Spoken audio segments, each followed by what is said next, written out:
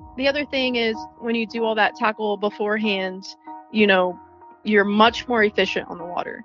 And that's a huge part of breaking down a lake is being efficient. Welcome to the Woman Angler and Adventurer podcast, inspiring real women with a passion for fishing and the outdoors to go get their adventure on. Now, here's your fearless host, Angie Scott.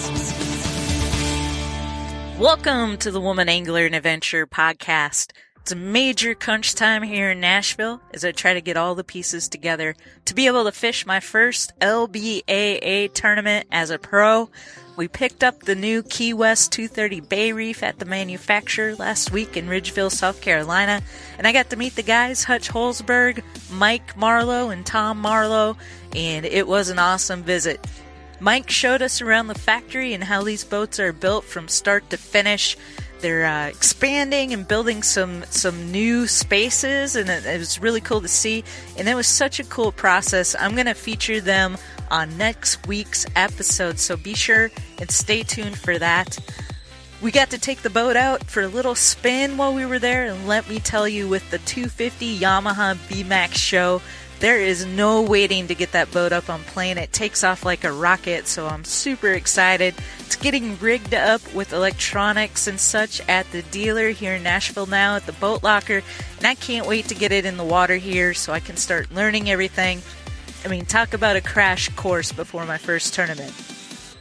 Seems to be how I like to roll, just like with the new Lance Truck Camper mobile podcast studio, but I'm a firm believer everything happens for a reason, and I think that's exactly why my timeline for the studio didn't match up with the universe's timeline, but the universe knows best, and I'm starting to see all the pieces fall into place just like it was supposed to all along.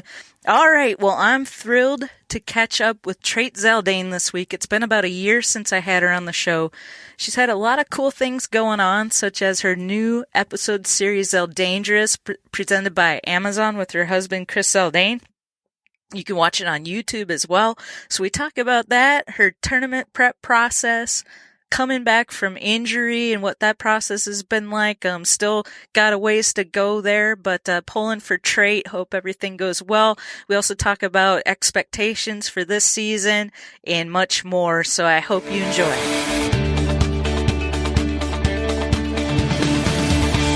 Trait Zaldain, welcome to the Woman Angler and Adventurer podcast. I should say welcome back to the podcast. I'm excited to be back. Yeah, so the last time we spoke, we were actually in person at the Bassmaster Classic down in Alabama before everything went all haywire and crazy.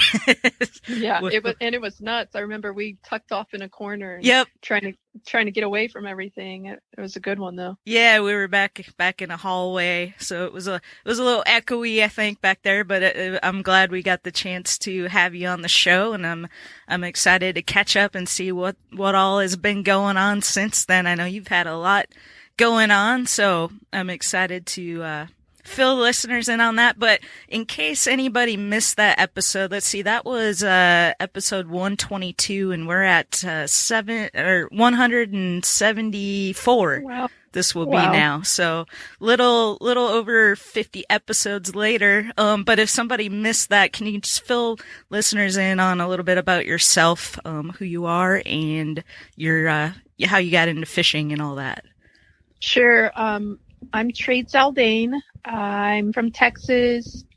I started fishing when I was a kid with my dad. He fished tournaments around the house, and as I got older, I kind of got interested, but more, post-college than the normal people who, these days at least, have high school fishing and things like that, and college fishing. I think college fishing was just getting going when I was in college. My college didn't have it. And I fished the Bassmaster Opens, and I'm married to an elite angler, so usually people know me from one or the other. And I'm okay with that. I don't get upset when people are like, "Oh, you're Chris Zaldain's wife." Well, yes, that's true too. Cool. And your big goal is to get in the elites.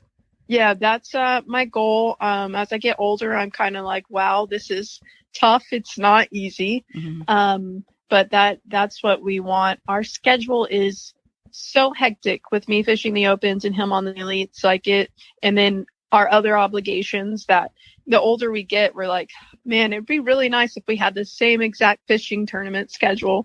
So, but that's my goal. I hope this is the year. I really like the schedule, especially the Northern Opens.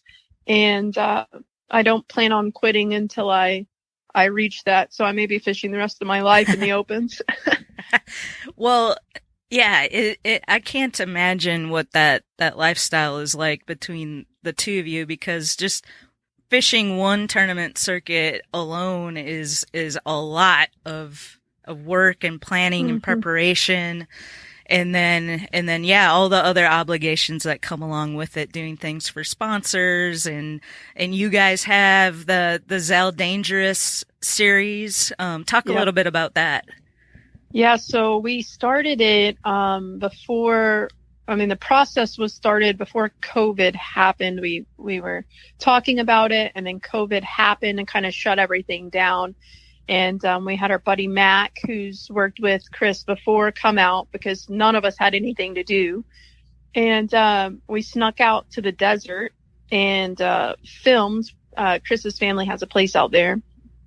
And we filmed out there, and it just kind of happened. And Amazon came on board, wanting to be a part of it. And it just developed from there. So it's just, it's a working formula because we're trying to figure out what people want to watch. And so it shows kind of sometimes behind the scenes lifestyle, and sometimes we try and do how-to things, and sometimes it's tournament coverage. We haven't quite figured out the formula, but we think we're kind of getting closer to it. So that series is going to continue this year. We're dropping stuff on our channel right now, but we're working towards getting the series back going. We're just, everything's been delayed with the late off season.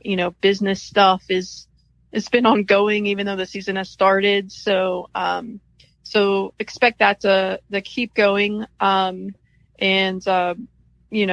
hope that people like it. I hope we're not just, the hardest thing we talk about it is most of the series out there, like, it's all about the hero shot and trying to make someone look cool. And we're trying our hardest for it not to be about us. And so it's been a weird, I don't know, progression maybe is the word, but we really want it to be about fishing and everyone in fishing, and not trying to make us look like, Billy Badass. Well, yeah. I've watched a few episodes, and I like how it's just, you're just kind of, you show all of it. I mean, you show how tough it can be too. And I think that's important, because a lot of what's put out there is like the highlights and, the successes. And so you don't want to paint a picture of, That's always been my struggle with social media. I've taken some time off from social media over the last few months, and I have got a bunch of nieces and nephews that are teenagers and in their early 20s, and I absolutely hate what social media has become, and it's been a highlight reel of these perfect lives and perfect relationships, and it's setting our kids up for failure because they think, oh, well, I'm in this relationship and it's not perfect like that, or I'm in this career path and it doesn't look like that one. And I struggle with it huge. It like eats at me. Yeah. And so that's kind of our agreement, like we just need to, however it happens, we need to show it. And hopefully we're doing that, and hopefully we get better at that. We had some time constraints last year. We were only allowed, or not allowed, but we were told, to keep it to 15 minutes. And that was tough, to tell a story in 15 minutes. But this year we've got the ability to make longer episodes, so that helps us tell more. Good. Well, I wanted to touch on, so we're talking about that series and kind of showing the good, the bad, the ugly, all that, So last year you struggled with injury, and how's that going? Yeah, so it's been it's also part of the reason I took some time away from social media. It's been a process. I've been seeing doctors since November, and it's been pretty stressful. We've been worried, to say the least, on some stuff, but we seem to actually last week get more of a clear idea of what's going on. I've had several MRIs, so I'm still physically not in the best place. I'm going to have surgery, and I'm going to try and put that off to the fall. Mm-hmm. And over the next 2 weeks, I've got a test in this week on something that the MRI found, and then to see what's going on there. And then the following week, I'm going to start like a program to try and figure out if we can manage this and buy me some time so I can fish. I don't know that the doctor's thrilled about that. but priorities, right? Priorities. I just, for me, I can't imagine not at least starting this season and trying to do it. Mm-hmm. And I know for a doctor, they're like, that sounds like the dumbest thing I've ever heard. But I mean, if it's not going to hurt me any further, then right. For me, it's like, why not? And where does the season start for you? So I'm not fishing the Southern Opens. This is the first year in a while I'm not fishing them all. I'm taking the Southern Opens off because just the way they front loaded the schedule, it was next near impossible for us to meet our obligations with some sponsors, from a content side and also fish tournaments, right? So my first one's the Central Open, which is Lewis Smith Lake, and that's the last week of March. Okay. Yeah, I'm excited for that one. It should be fun. Should be some, spawning spots, which I don't have a ton of experience with spawning spots, but I have been on Lewis Smith a couple of times. So good. So for me, I'm kind of jumping in with both feet, fishing these the LBAA tournaments with as a boater for the first time. This will be my first time ever being a fishing tournament as a boater. So that's awesome. What's your preparation process like when you're getting ready for a tournament? Yeah, so I mean, the past couple of years, our process has kind of gotten thrown out the window because it's such mayhem because we're back to back to back. But for me, I'm OCD, so a big part of my process is just making sure that my boat and everything is done ahead of time for the tournament. That usually plays a huge part in how I fish.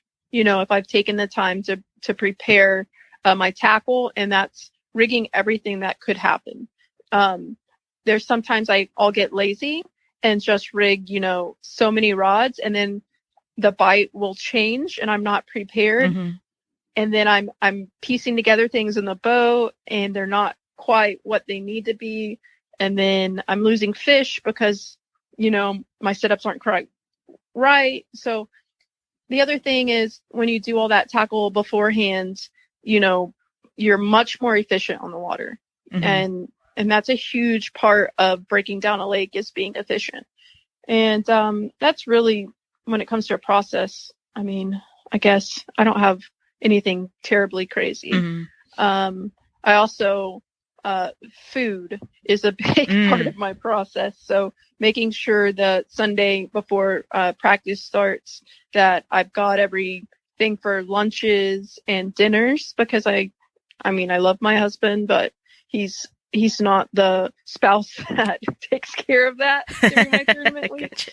So that's also preparation so that I can stay on the water all day and not worry about like having to go to a restaurant, when it's done, just making sure everything I'm going to need for that week is done by that Sunday before practice starts.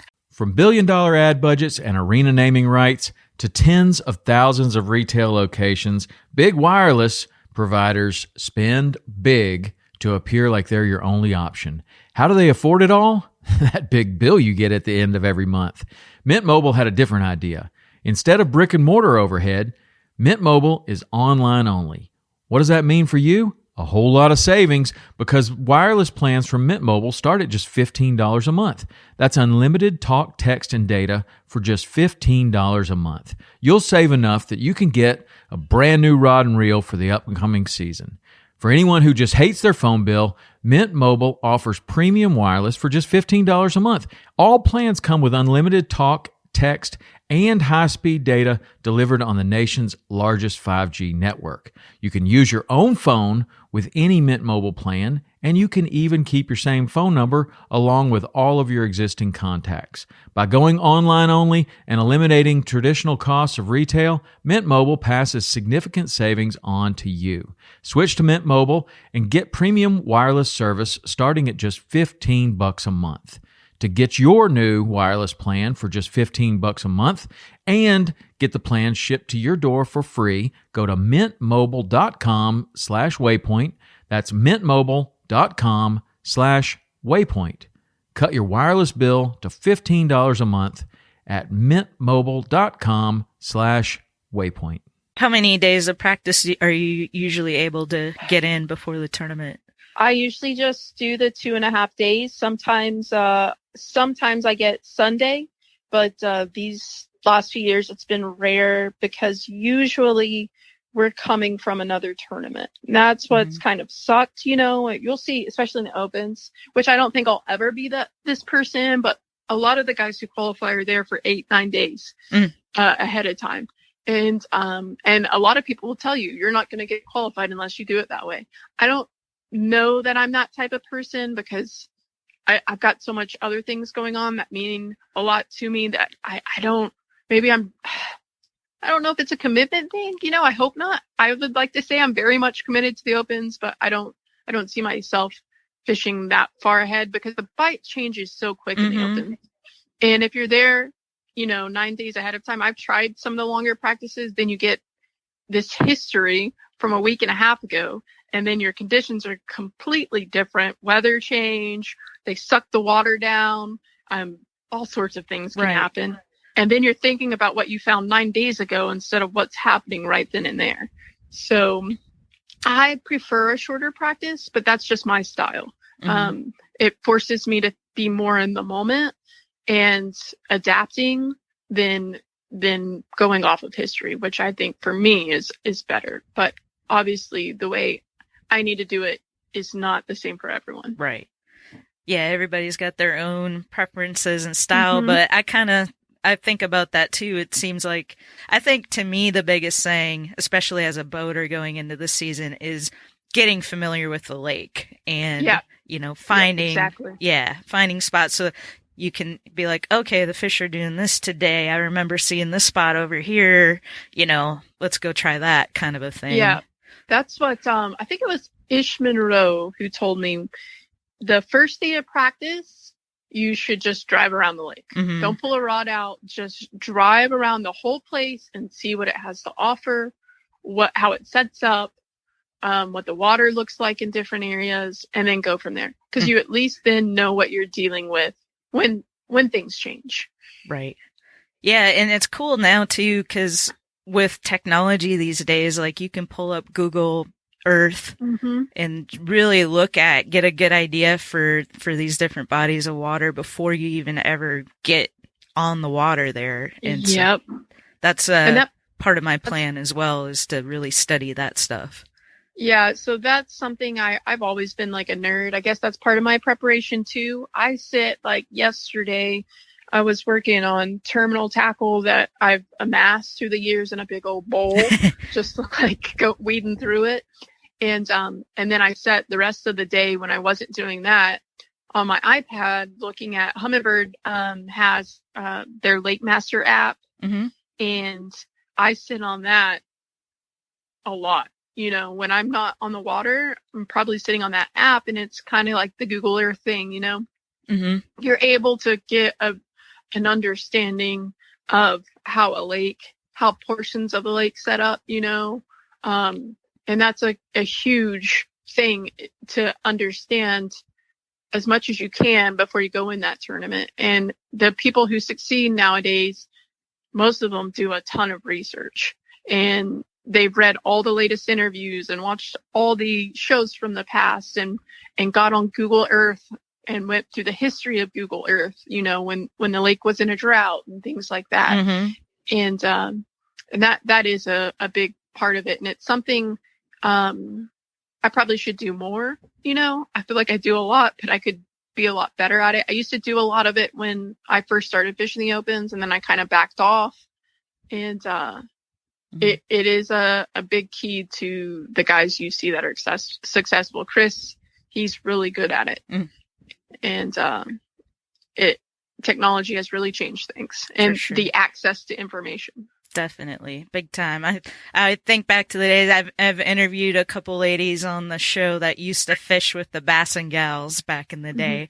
And I always like to ask them, what was it like? Like they didn't have the lake map, like they had paper maps, flashers. Like literally, Yeah. Yep. And I'm like, I just can't imagine, but they got out there and they did it, and they got stories to tell too. Yeah. Oh, I bet. I can only imagine, especially from a navigation standpoint, Yep. One lady told me, I forget what lake it was. It was one of the ones that has trees like everywhere.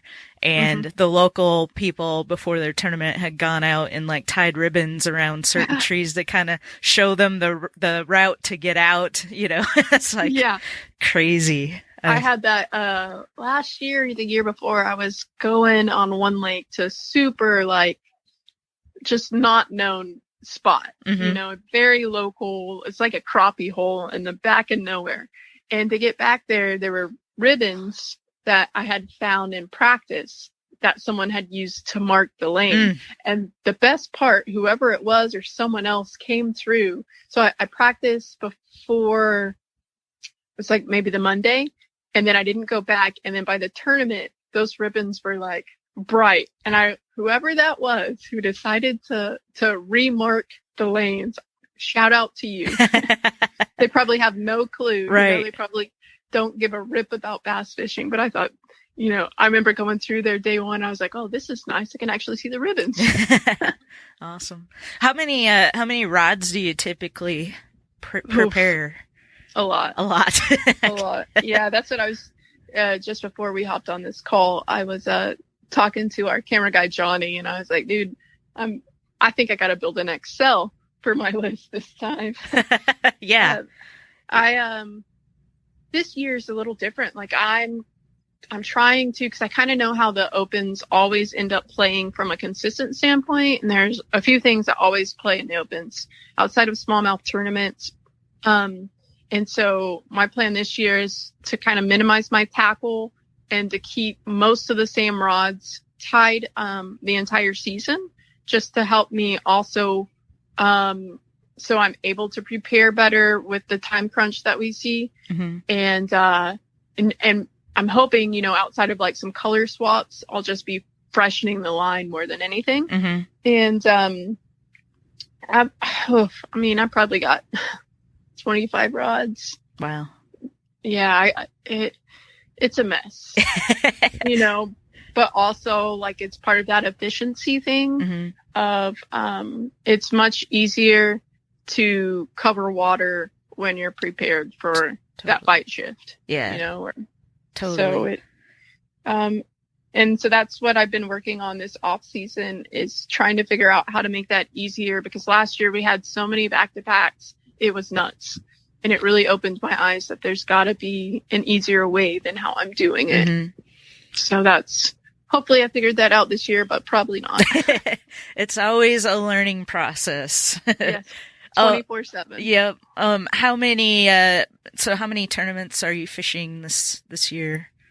So I'm fishing all the Central Opens and all the Northern Opens, and then the U.S. Open, which is put on by One Bass out in Vegas. So 7, I don't know what, fairly big tournaments. And then Chris has his 11 or 12. And then we have a big content schedule this year. So this is pretty packed. I think we have like 4.5 or 5 months straight of tournaments. Wow. When you combine them all. And that doesn't include travel days, just practice and the actual tournament. And then our deliverables from a content standpoint. Right. It's pretty nuts. Yeah. Yeah. When people hear what you do or whatever, they're like, oh, that's so much fun. You're so lucky. It's stressful. Yeah. We're super blessed. Like, we get to fish for a living, and we get to make a living allowing us to do what most people like plan to do in their retirement. Right. Right. But, there's also a lot to it, you know?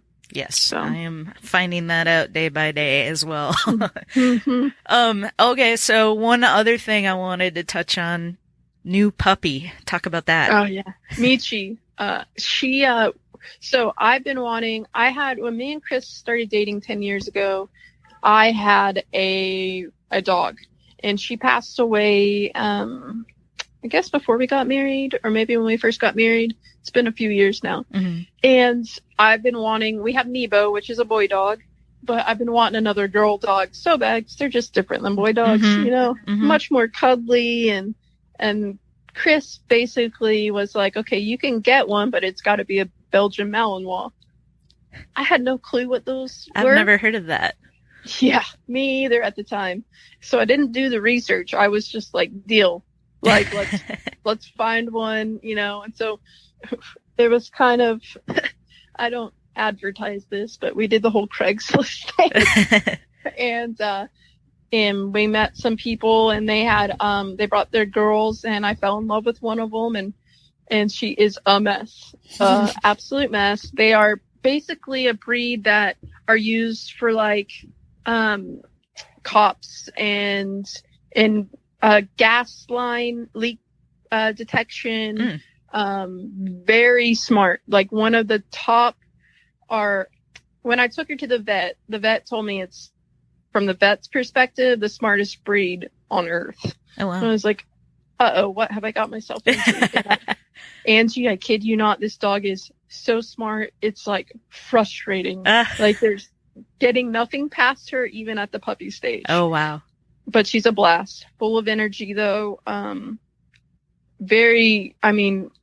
We work with her and a trainer. We have a trainer that comes by once a week. Okay. And even he's just like, she is smart.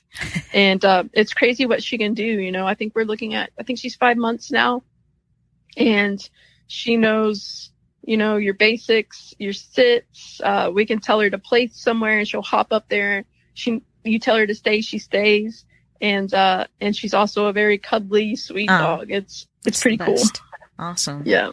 Yeah. So I have oh my gosh, she just walked up here. Oh, she knew you were talking about her. Uh-huh. So I have a question, because I've always had this theory. I've been blessed to have very smart dogs in my life, and I've noticed that the smarter ones, and I think I searched this once, but I can't really remember. The smarter ones have like a little bump on their head. Does she have Do you have an egghead? Come here. Yeah, she's got an egghead. There you That's go. fun. Okay. My other dog that passed away, I called her an egghead. She had a bump on her head too. Was she funny. smart? She was. Okay. She All was. right. Well, that confirms my theory. The flatter head ones seem to be not quite. That's interesting. Yeah. So, anything else that you want to touch on? I just wish you good luck. You know, Thank you. It's pretty cool. You're hopping into the boater seat. You know, It probably are going to surprise yourself. You'll do really well, and it'll be interesting. Don't be worried about, which you're probably not. You know, but as soon as you get out there, you're going to be like, oh, this was not that big like I should have done this sooner. Right. Yeah, I've been thinking about it. And as far as like practice days and stuff, you know, sometimes it's nice just to be able to go out there by yourself, not have to worry about anybody else, or, you know, making anybody else happy or whatever, and just kind of just really just be in the moment and figure stuff out in your own head, you know. So that's looking forward. That's one of my favorite things about fishing, and is I'm a loner. I like my alone time. I'm like a hermit. Like, the people in our neighborhood crack up because I like, when I'm home, I never come out. You know, I'm just like, I'm weird. I'm a nerd. I like to read books and stuff, and that's what really pulled me into fishing the most, was I can be on the boat by myself, and I absolutely love it. I love figuring it out by myself. That's just like a huge part of it for me, is my alone time on the boat. Mm-hmm. I love it. And so I get that, not relying on someone else and stuff. Right. Yeah. Yeah. I feel like I catch more fish than two. Yep. So You're able to develop, like, it's good to learn behind someone, that foundation, mm-hmm. but you get to a certain point where you have to be able to figure things out on your own. And the only way to really do that is to be out there alone. Yep. Awesome. Well, I would love to catch up with you again at the end of the season and just kind of see how everything went. And I hope it goes well. I hope everything goes well with your recovery from injury and all of that. And we will definitely stay in touch. All right. Well, thanks. All right, thanks, Angie. Thanks so much.